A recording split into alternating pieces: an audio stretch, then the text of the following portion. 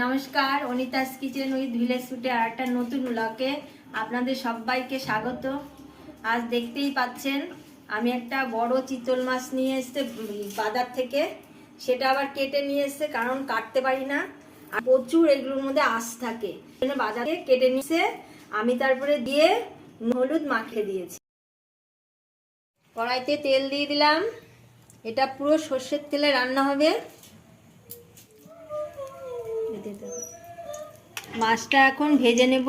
এই দেখুন কত বড় বড় পিস মাছটা।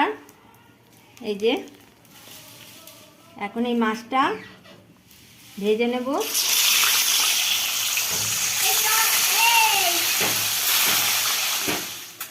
সব মাছগুলো ভাজা হয়ে গেছে।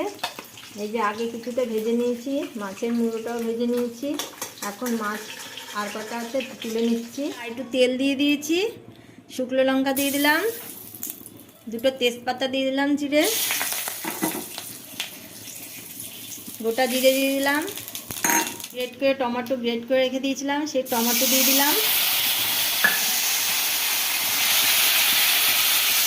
কাঁচা লঙ্কা বেটে রেখেছিলাম সেই কাঁচা বাটা দিলাম, আদা বাটা দিয়ে দিলাম, দেওয়ার জন্য কাশ্মীরি লঙ্কা দিয়ে দিলাম। এটা চেড়ে নেব। হলুদ গুঁড়ো দিয়ে দিলাম,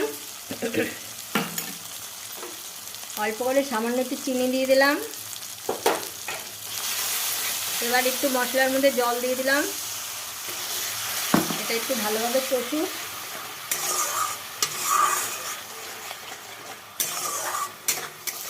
কষানো হয়ে গেছে, তেলও ছেড়ে গেছে। এবার টক দই দিয়ে দেবো। টক দইটা আগে থেকে ফুটিয়ে রেখেছি। এবার টক দইটা দিয়ে দিলাম। টক দই দিয়ে একটু নাড়াচাড়া করবো, আর একটু কষে নেবে। মশলাটা কষানো হয়ে গেছে। এবার আলু দিয়ে দেবো, ভেজে রেখেছিলাম আলু, সেই আলুগুলো দিয়ে দিলাম। আপনারা আলু না খেলে আলু নাও দিতে পারেন।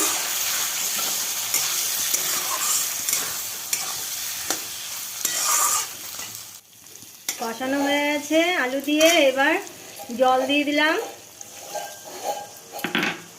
আর একটু জল দিয়ে দিলাম। এবার জলটা ফুটবে। এবার নুন দিয়ে দিলাম,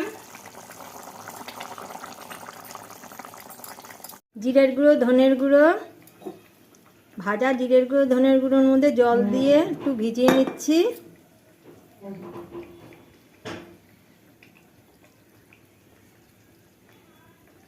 আর ভাজা মাছ দিয়ে দেবো ঝোলের মধ্যে। মাছগুলো দিয়ে দিলাম। আর আমি যেভাবে রান্না করলাম আপনারা প্রথম থেকে শেষ পর্যন্ত দেখবেন। দেখে আপনি কেমন লাগলো আপনারা আমাকে কমেন্ট করবেন, লাইক করবেন, আর আমার সাথে থাকবেন। আপনারা তারা অবশ্য করে আমার চ্যানেলটিকে সাবস্ক্রাইব করে দেবেন।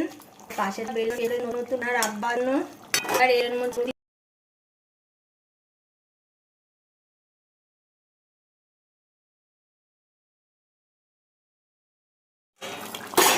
এবার ঝোলটা ফুটে এসছে। এবার যে ভাজা মশলাটা ভিজিয়ে রেখেছিলাম জল দিয়ে, সেই ভাজা মশলাটা দিয়ে দিলাম। এবার কুচিয়ে রেখেছিলাম ধনে পাতা দিয়ে দিলাম। এবার গরম মশলার গুঁড়ো দিয়ে দিলাম। হয়ে গেছে আমার চিতল মাছের রসা। এবার নামিয়ে নেব।